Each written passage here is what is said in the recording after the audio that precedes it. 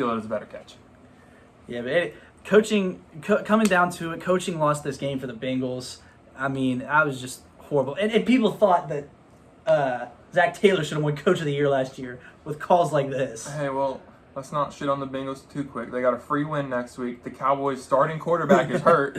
So it's in Dallas, though. If they lose this one, it's serious Super Bowl hangover stuff. Exactly. And then as the Steelers will face the Patriots in Pittsburgh, as we mentioned before. Moving on to the 49ers versus the Bears, the rain game. Trey Lance is not him. But I wouldn't write him off so quick. I don't want to jump yet. to that conclusion so fast because the conditions were horrible. Yeah, the conditions that he was playing were in. terrible. I'm surprised that they were able to hit extra pointers and field goals with the amount of rain. Well, actually, Cairo Santos missed 2 extra points. So Well, true, but I mean, the 49ers did hit some.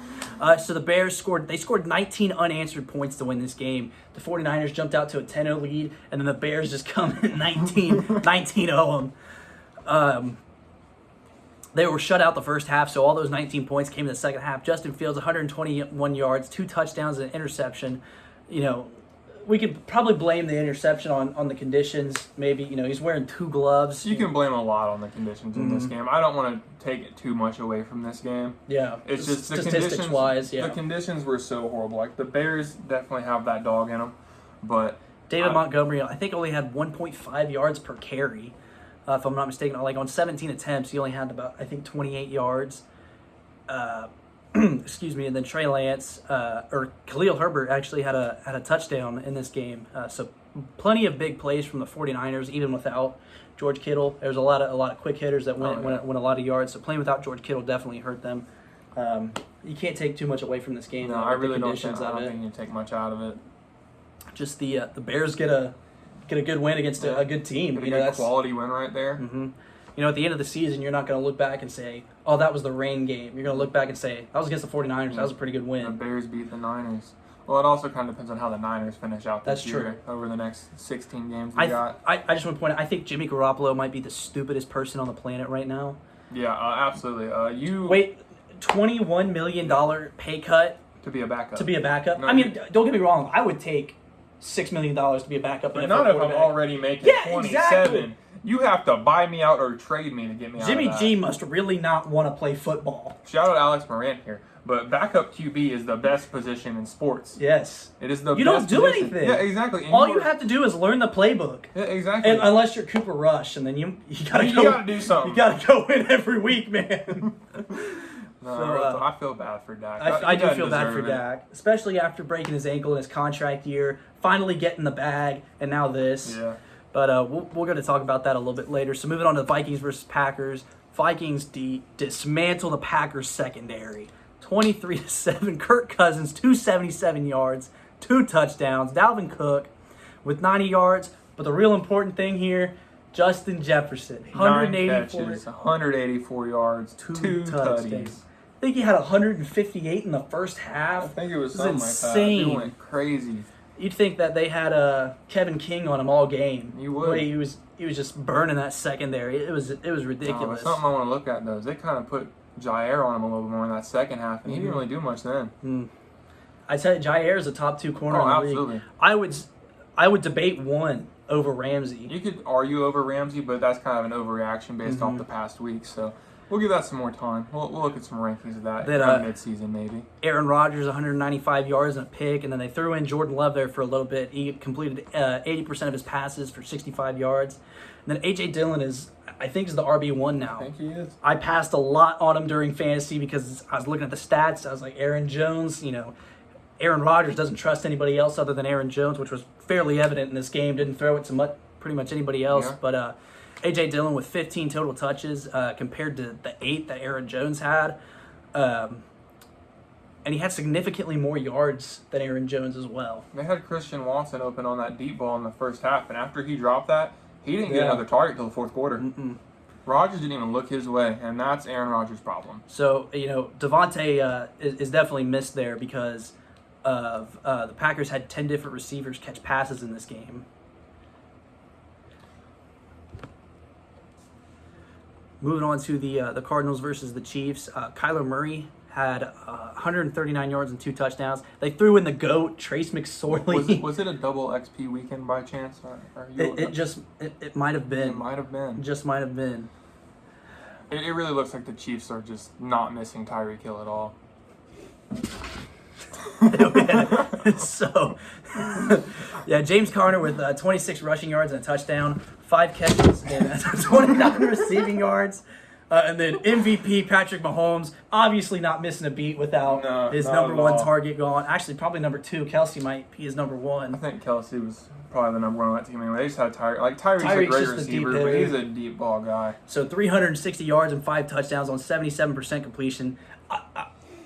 I feel like Patrick Mahomes watched our podcast and was insulted that we picked Josh Allen to win MVP over him. No, I didn't pick Josh Allen to win. Fuck. Okay. It was your MVP? Justin Herbert. Same division. He's even more insulted. Yeah, he's more mad at me, but don't ever accuse me of picking Josh Allen to win MVP. Never say that again. Kelsey with 8 catches, 121 yards and a touchdown. Clyde Edwards-Helaire with 2 receiving touchdowns.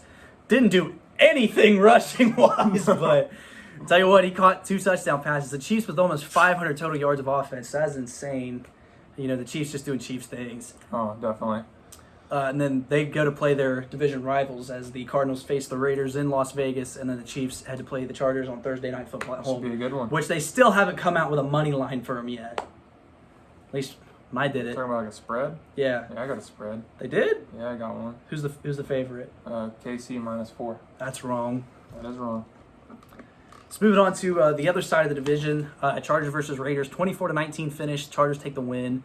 Herbert with 279 yards, 3 touchdowns. 9 different guys actually caught passes during this game. And then all of them had 2 or more catches, but less than 4. It's between 2 and 4 catches if you caught the ball that week. And Allen had 66 yards. Mike Williams, 10. Terrible. 10 yards on 2 catches. Fantasy waste. Yeah.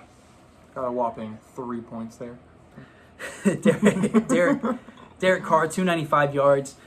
2 touchdowns, 3 interceptions though. So the Chargers secondary, the new Chargers defense was definitely putting in work. Yeah. Khalil Mack was in the backfield.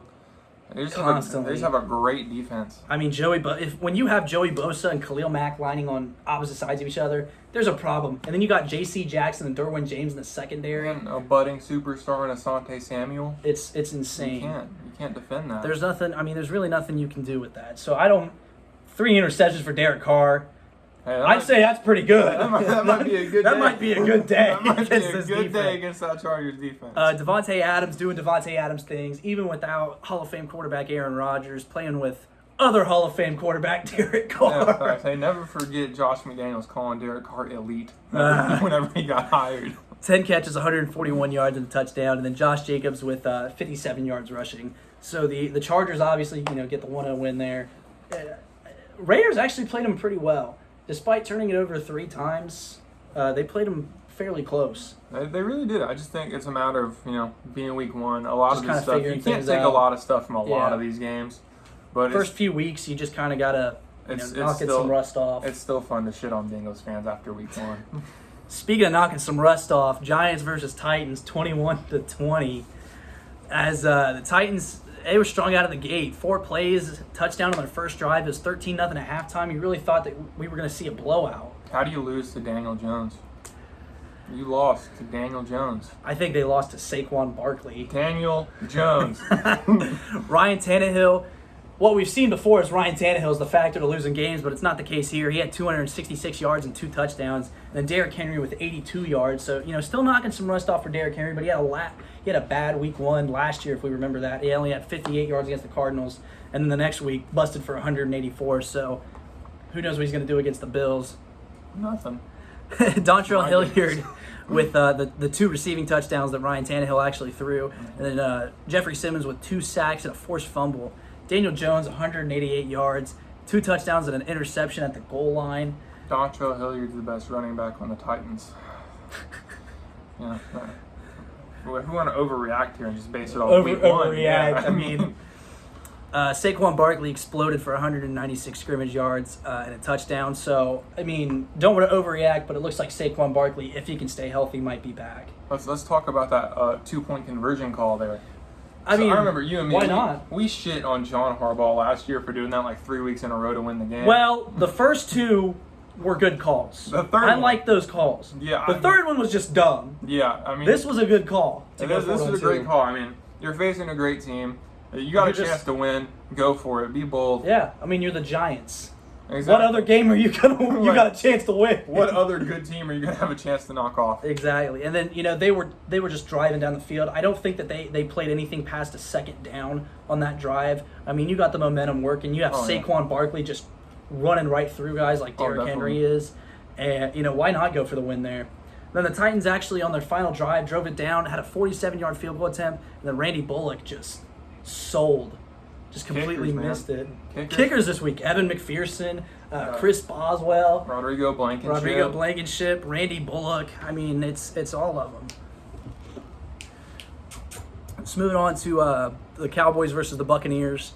19-3 finish. Not a whole lot of offense like we thought we'd see like last year when it was I think it was 31-29. It was a very high scoring offense. Went 4 of 5 on field goals in the first half. Looks like Dak's going to be out about 6 to 8 weeks with that injury. Yeah, unfortunate for the Cowboys fan, but on the bright side, we might not have to hear him say this is their year this time. Oh, absolutely. Now that Dak's out. Hey, next year though. Next year's their year. So Dallas scored on their opening drive, and they were shut out past that. Prescott only had 48% completion, but a lot of that was due to the fact that he just didn't have time to throw the ball. Oh, yeah, he had no time. 134 yards and a pick for him. Zeke had 49 scrimmage yards, and Noah Brown and Schultz combined for 128 receiving yards. Some of that was Cooper Rush. You can't put it all on Dak Prescott, just targeting those two guys. But pressure was just too much for Prescott. They were getting the backfield almost immediately. Yeah, the Bucs have a great defense, and Tom Brady, best QB of all time, undisputedly the best game manager of all time. You can't play great football against that guy, especially with a defense like that. He's going to be able to control the clock as much as you want. Lombardi Lenny pancaked Micah Parsons, and that beef got carried over to Twitter. I don't know if you saw that or not. I don't believe I did. Micah Parsons retweeted the video and said, "Show the footage of what happened when we were 1-on-1." And Lenny retweeted it and put laughing emojis or something. Oh man. So the Tom Brady 212 yards, a touchdown, and an interception. Leonard Fournette 127 rushing yards. And then Mike Evans with an absolutely insane grab in the end zone on Trayvon Diggs. Oh, Trayvon Diggs is a bum. Julio Jones actually looked really good. He did. He did look really good. I mean, I guess when you're around Tom Brady, you just age like fine wine. Yeah, you play with Tom Brady. So the Buccaneers, actually Chris Godwin left, early in the second half due to his ACL injury. Yeah. The Buccaneers scored 19 unanswered to win this game. This video is getting pretty long, so we're going to try to wrap it up here with the Broncos versus Seahawks. Geno Smith is him. Geno's baby goat. They tried to write him off, but he didn't write back. He didn't write back. That's what I've heard, actually. Only 3 points were scored in the second half by both teams. Geno Smith, 195 yards, 2 touchdowns, 82% completion. And, Dog. And Denver really just could not score inside the red zone or on goal-to-goal situations. They had 2 fumbles at the 1 yard line. Within a span of 4 minutes to give him the lead. And let's talk about not giving Russ the opportunity on 4th and 5. I understand McManus could probably hit a 64-yard field goal, but why leave it up to chance? You had timeouts and you had time. I understand it's 4th and 5. If you don't get it, it's over. But yeah, give your kicker a better shot to hit it. I mean, give your future Hall of Fame quarterback a fucking chance. Yeah, I mean, you paid all this money for him. You traded, all these assets for him. Yeah. Why not? Show him that you trust him a little bit. In reality, like I said, Brandon McManus probably could hit that, but it's a 50-50 shot. And yeah, I mean, they have the just distance. Fell the wrong way. Just I think it was a little far left. Yep. So fortunate for that, but Russell Wilson actually had a really good game, despite all that, 340 yards and a touchdown. So I think that's going to wrap it up.